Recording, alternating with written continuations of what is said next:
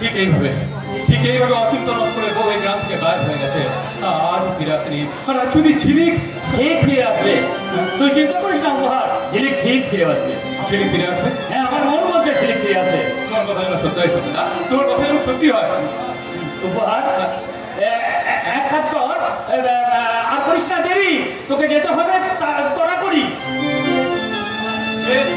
পাঠাচ্ছি যখন সদরে এসপির কাছে যাচ্ছি, কিন্তু যেমন করি হোক এই গ্রামের সম্মানটা আমি কিছুতেই নষ্ট হতে দেবো না, কিছুতে। হয়েছে শরীরটা আমার মতন, মানুষের বিপদ আপদ দেখলে মানুষের মধ্যে ঝাঁপিয়ে পড়িস, মানুষের উপকার করিস। করবো না কেন সত্যদা? তুমি তো আমাদের ছোটবেলায় শিখিয়েছিলে কি মানুষ মানুষের জন্যে, জীবনের জন্যে একটু সহানুভূতি কি মানুষ পেতে পারে না? ও বন্ধু, মানুষের জন্যে, জীবনের জন্যে একটু সহানুভূতি কি মানুষ পেতে পারে না? ও বন্ধু, মানুষের জন্যে, জীবনের জন্যে একটু সহানুভূতি কি মানুষ পেতে পারে না?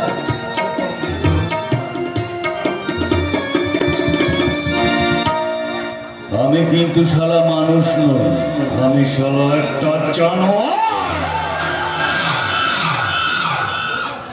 ওই যে উপর বলে ছেলেটা বলে গেল, ওই শিকল দাসের মেয়ে, অচিন্ত নস্করের বউ, এইরকম গ্রামের হাজার হাজার মেয়েগুলো সব গায়েব হয়ে যাচ্ছে।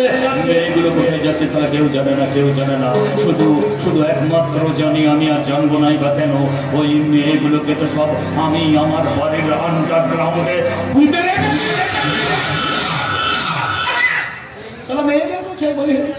আমি যেই রকম করতে যাবো সেই আঁচড়াবে, কামড়াবে, চিৎকার করবে। তাই কখনো হয়, তাই কখনো হয়, তাই কখনো হয় বাবা, তাই কখনো হয় না, হয় না, হয় না। আপনারা নিশ্চয়ই ভারতের জাতীয় পতাকা দেখেছেন। আপনারা নিশ্চয়ই ভারতের জাতীয় পতাকা দেখেছেন, নিচে সবুজ, মাঝে সাদা, উপরে গেরুয়া। কি সুন্দর দৃশ্য। আমার বাড়ির ক্ষেত্রে ব্যাপারটা কিন্তু ঠিক উল্টো। আমার বাড়ির নিচে পোতা আছে হাজার হাজার সুন্দরী মেয়েদের লাশ, তার উপরে থানা, আর তার উপরে এই খচ্চর ভিলেনের বাস। আরে থানা করতে বাড়ির একতলা কি এমনি দিয়েছি, যাতে কারো কোনোদিন সন্দেহ না হয় আমি শালা একটা পাক্কা সুরের বাচ্চা।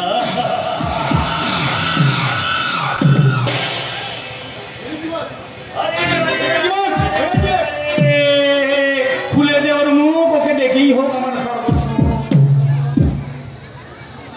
খুলে দে, ওকে দেখেই হোক আমার সর্বস্ব। একই সত্যবাবু, আপনি একটা ছদ্মবেশী শয়তান। বাবু যা বলছে তাই মনে কর, এত ঠিক তোর মঙ্গল হবে। কেন সত্যবাবু, আমার সর্বনাশ করবেন না। সত্যবাবু, আমার সর্বনাশ করবেন না। চল, সর্বনাশ কেন করবো? সর্বনাশ কেন করবে? ভেতরে চল, চল, তোকে নিয়ে না একটু লুডো খেলবে।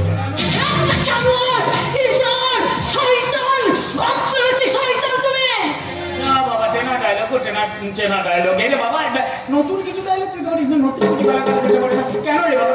আচ্ছা তুই বল, টাটা নতুন গাড়ি আবিষ্কার করছে, বাটা নতুন জুতো আবিষ্কার করছে, আর তোরা মেয়েরা রেপ হবার আগে কোনো নতুন গালাগালি আবিষ্কার করতে?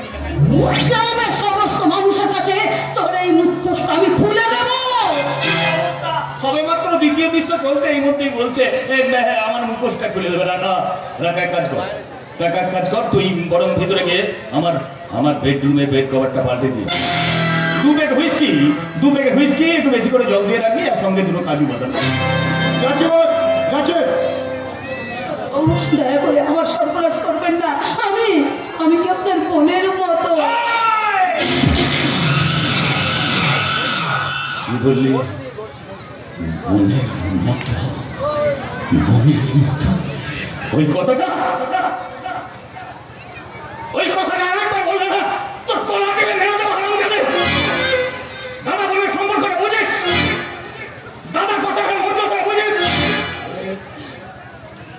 ওই একটা ডাক, ওই একটা ডাক আমার মতো একটা জানোয়ারকে ওটা মেরে দিয়ে চলে যেতে পারে। জানিস জানিস ছোটবেলায় তোর মতন একটা বোন আমারও ছিল। এই ফুলচড়ে ছাড়াও আমার আরেকটা বোন ছিল। একদিন কলেজ থেকে ফেরার পথে যেন তাকে তুলে রেখে দর্শন করে পুকুর ঘাটে ফেলে। তোকে দেখে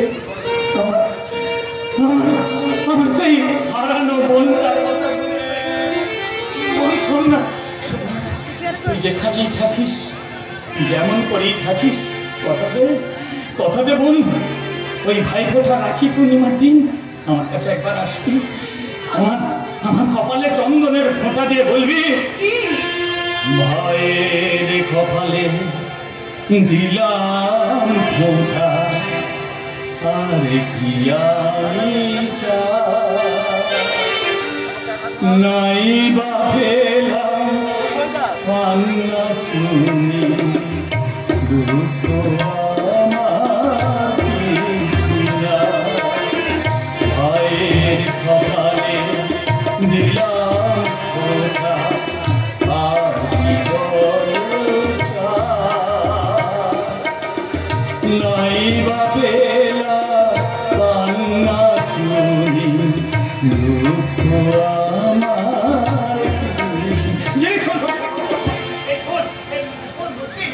বলছি। ভাইফোঁটা এখন অনেক দেরি দেরি, হ্যাঁ তো ভাইফোঁটার দিন থেকে তুই আমায় দাদা বলে ডাকবি, আর আমিও তোকে বোন বলে ডাকবো।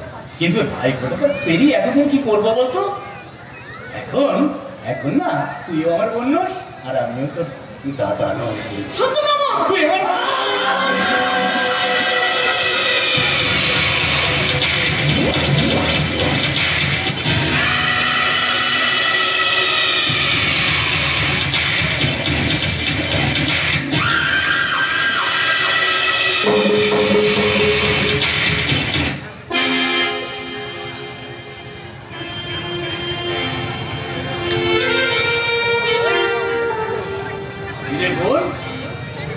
বলি বোন, এই বোন রাগ করলে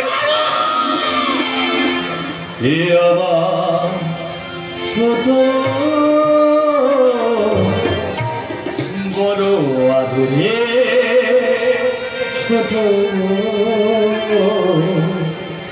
এ আমার ছোট